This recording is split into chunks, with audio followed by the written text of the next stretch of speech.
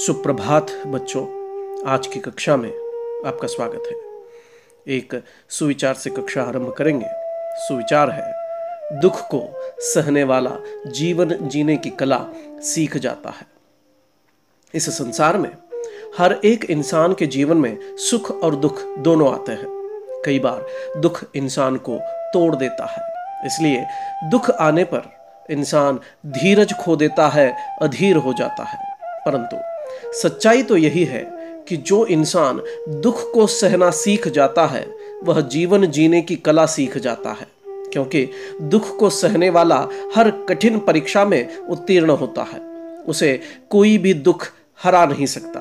परंतु इस संसार में सभी को दुखी होने का अधिकार नहीं है। क्या आप जानना चाहेंगे कि यह कैसे संभव है? तो चलिए आज के अपने पाठ के जरिए इसे समझने का प्रयत्न करते हैं। आज हम श्री यशपाल जी द्वारा रचित दुख का अधिकार पाठ के बारे में जानेंगे। उससे पहले हम यशपाल जी का परिचय प्राप्त करते हैं। इनका जीवन काल है सन 1903 से 1976 का। यशपाल जी का जन्म फिरोजपुर छावनी में सन 1903 में हुआ था। छावनी अर्थात कंटोनमेंट। इन्होंने अपनी प्रारंभिक शिक्षा स्थानीय स्कूल में पाई और उच्च शिक्षा लाहौर में। जब ये विद्यार्थी थे तो उसी जमाने में स्वतंत्रता आंदोलन में जुड़े हुए थे। अमर शहीद भगत सिंह जी के साथ और कई क्रांतिकारियों के साथ इन्होंने स्वतंत्रता आंदोलन में हिस्सा लिया है। इनकी प्रमुख कृतियां उपन्यास देशद्रोही, पार्टी कॉमरेड, दादा कॉमरेड, झूठा सच तथा मेरी तेरी उसकी बात। सभी कुछ कहानी संग्रह भी है।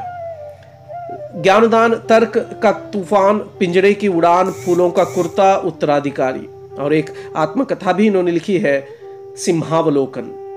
मेरी तेरी उसकी बात के लिए इन्हें साहित्य अकादमी पुरस्कार से भी सम्मानित किया गया है। इनकी कहानियों में कथा रस हमको हर जगह दिखाई देता है। वर्ग जाति का संघर्ष, मनोविश्लेषण और पैना व्यंग्य इनकी कहानियों की विशेषताएं हैं। यशपाल जी का मानना है कि समाज को अगर उन्नत बनाना है तो उसका एक ही रास्ता है और वह है समानता। सामाजिक और आर्थिक दोनों ही समानता है। यशपाल जी ने अपनी रचनाओं में हिंदी के अलावा उर्दू और अंग्रेजी शब्दों का भी बेहिचक प्रयोग किया है। यहां जो कहानी दी गई है उसमें देश में फैले हुए अंधविश्वास, ऊंच नीच के भेदभाव को दूर करने का प्रयत्न इन्होंने किया है। एक तरफ उन्होंने अमीर लोगों की अमानवीयता और गरीबों की मजबूरी को दिखाया है। उनका मानना है कि दुख इंसान को तोड़ता है, लेकिन दुखी होने का अधिकार सभी को नहीं है। कुछ ऐसे भी अभागे लोग हैं जिन्हें दुख मनाने का अधिकार भी नहीं है और अवकाश भी नहीं है। लेखक का मानना है कि इंसान की पोशाक अर्थात कपड़े उसे समाज में उच्च और निम्न श्रेणियों में बांट देती है। कभी ये कपड़े इंसान के लिए कई बंद दरवाजे खोल देती है, तो कभी ऐसी परिस्थितियां निर्माण कर देती है कि समाज में जो निचली श्रेणी के लोग हैं उनकी दुखों को, उनकी भावनाओं को समझने में अड़चन या बाधा बन जाती है।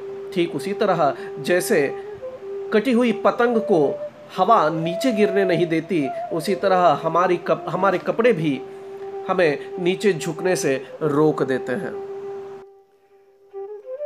लेखक ने देखा कि बाजार में एक अधेड़ उम्र की औरत खरबूजे बेचने के लिए आई हुई है, लेकिन उससे कोई खरबूजे खरीद नहीं रहा है, क्योंकि वह औरत खरबूजों को बेचने के बजाय कपड़े से मुंह छुपाए, सिर को घुटनों पर रखे जोर जोर से फफक फफक कर रो रही थी। आस पड़ोस की दुकानों में बैठे हुए लोग उस स्त्री के बारे में अत्यंत घृणा भरे शब्दों का प्रयोग कर रहे थे। वह स्त्री रो रही थी। वह क्यों रो रही थी यह लेखक जानना चाहते थे, लेकिन उनकी पोशाक इसके लिए अड़चन बनी हुई थी। कोई घृणा से उस स्त्री के बारे में कह रहा था कि जवान लड़के को मरे अभी पूरा दिन भी नहीं बीता है और यह बेहया दुकान लगाकर बैठी है। तो कोई और व्यक्ति कहता है कि जिसकी जैसी नीयत होती है भगवान उसे वैसा ही फल प्रदान करता है। तो कोई और यह भी कह रहा था कि ऐसे लोगों के जीवन में रोटी के टुकड़े को ही सबसे ज्यादा मोल होता है।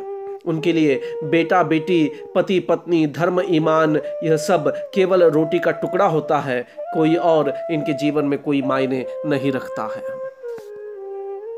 परचून की दुकान पर बैठे हुए लाला जी, अर्थात किराना की दुकान पर बैठे हुए लाला जी कहते हैं कि इन लोगों के लिए कोई मरे जिए इसका मतलब ना हो ना सही, लेकिन दूसरों के धर्म ईमान का ख्याल तो रखना चाहिए। जवान बेटे के मरने के बाद 13 दिन का सूतक होता है। सूतक अर्थात अगर किसी की घर में मृत्यु होती है किसी व्यक्ति की, तो उस घर वालों को 13 दिन तक अलग रखा जाता है। उन्हें कोई छूता नहीं है और उनसे कोई व्यवहार नहीं करता है। तो यहाँ पर वह औरत ऐसी स्थिति में खरबूजे बेचने के लिए आई है। हजारों आदमी वहां आते जाते रहते हैं। उन्हें क्या पता कि इसके घर में सूतक है, तो कोई अगर इससे खरबूजे खरीदता है तो उसका धर्म ईमान भ्रष्ट हो जाता है। कैसा अंधेर है। ये सारी बातें सुनकर लेखक ने पास पड़ोस की दुकानों से पूछताछ की तो उन्हें पता चला कि उस अधेड़ उम्र की औरत का 23 बरस का जवान बेटा था। घर में उसकी बहू और पोता पोती भी हैं। लड़का शहर के पास 1.5 बीघा जमीन में खेती करता था और अपने परिवार का गुजारा करता था। खरबूजों की टोकरी को बाजार में पहुंचाकर कभी वह स्वयं व्यापार करने के लिए बैठ जाता और कभी उसकी मां बैठ जाती। 2 दिन पहले अर्थात परसों के सुबह मुंह अंधेरे जब बेलों में से पके हुए खरबूजे वह लड़का चुन रहा था, तो वहां पर गीली मिट्टी में बैठा हुआ एक सांप था। उस सांप पर इस लड़के का, जिसका नाम भगवाना है, उसका पैर पड़ गया। तुरंत सांप ने उसे डस लिया। सांप के डसते ही भगवाना बेहोश सा हो गया और उस लड़के की जो बुढ़िया मां है वह पागल सी हो गई और ओझा को बुला लाई। गांव देहात में आज भी कई जगहों पर यह अंधविश्वास है कि सांप के काटने पर ओझा को बुलाया जाता है और वह झाड़ू फूंक करके नागदेव की पूजा करता है और मंत्र डालता है, इससे जहर निकल जाता है। ऐसी मान्यता है, ये अंधविश्वास है। उस अंधविश्वास के चलते बुढ़िया ने भी ओझा को बुलाया, झाड़ू फूंक करवाया, नाग देवता की पूजा करवाई। पूजा में दान दक्षिणा देना पड़ता है और उस दान दक्षिणा में घर में जो कुछ भी आटा बचा हुआ था, अनाज था, वह सब दान दक्षिणा में उसे लुटा देना पड़ा। इतना सब कुछ करने के बावजूद भी वह अपने बेटे भगवाना को बचा नहीं पाई। सांप के डसने के कारण उसकी मृत्यु हो गई। उसके अंतिम संस्कार के लिए मां को अपने पास जो कुछ भी था वह बेच देना पड़ा। उसको अपने छन्नी ककना अर्थात छोटे मोटे जो जेवर है वह भी बेच देने पड़े। भगवाना तो चल बसा, लेकिन उसके मृत्यु के बाद जो बच्चे थे वे भूख से बिलबिलाने लग गए थे। दादी ने उन्हें खाने के लिए खरबूजे तो दे दिए, लेकिन बहू के लिए क्या करती। बहू का बदन बुखार से तवे की तरह तप रहा था। बेटे की मृत्यु के कारण अब उसे कोई दुवन्नी चवन्नी उधार भी नहीं देने वाला था। ऐसे बुरी हालात में वह आंसू पोंछते हुए भगवाना के द्वारा बटोरे हुए खरबूजे टोकरी में रखकर बाजार की तरफ चल पड़ी। उसके पास कोई और चारा भी नहीं था। बुढ़िया साहस करके खरबूजे बेचने के लिए तो आ गई थी, लेकिन बेटे की मृत्यु के दुख के कारण सिर पर चादर लपेटे, सिर को घुटनों पर टिकाए फफक फफक कर रो रही थी। कल जिसका बेटा चल बसा था, आज मजबूरी में वह बाजार में सौदा बेचने चली आई थी। उस पुत्र वियोगिनी अर्थात बेटे से बिछड़ने वाली मां के दुख को समझने के लिए लेखक को पिछले साल उनके पड़ोस में एक महिला की याद आई, जिनका बेटा इसी प्रकार कम उम्र में ही मृत्यु को प्राप्त हो गया था। वह संभ्रांत महिला अपने बेटे की मृत्यु के शोक में, दुख में 2.5 months यानी कि 2.5 मास तक वह पलंग से उठ नहीं पाई थी। हर 15 मिनट के बाद उसे बेहोशी सी आ जाती और जब वह बेहोश न होती तो उस अवस्था में आंखों से निरंतर आंसू बहते रहते। उनके सिरहाने हमेशा 2-2 डॉक्टर मौजूद रहा करते। उनके सिर पर बर्फ रखी जाती थी।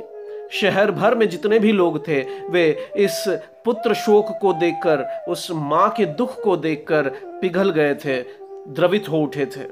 लेकिन उसी जगह पर आज एक स्त्री यहां पर दिखाई दे रही है जो गरीब है, जिसका बेटा आधे दिन पहले चल बसा है, लेकिन उसका दुख किसी से देखा नहीं जा रहा है, उसका दुख किसी को दिखाई नहीं दे रहा है। जब मन को कोई रास्ता नहीं सूझता है तो बेचैनी से इंसान तेजी से कदम बढ़ाते जाता है। लेखक भी उसी प्रकार तेजी से निकल पड़े।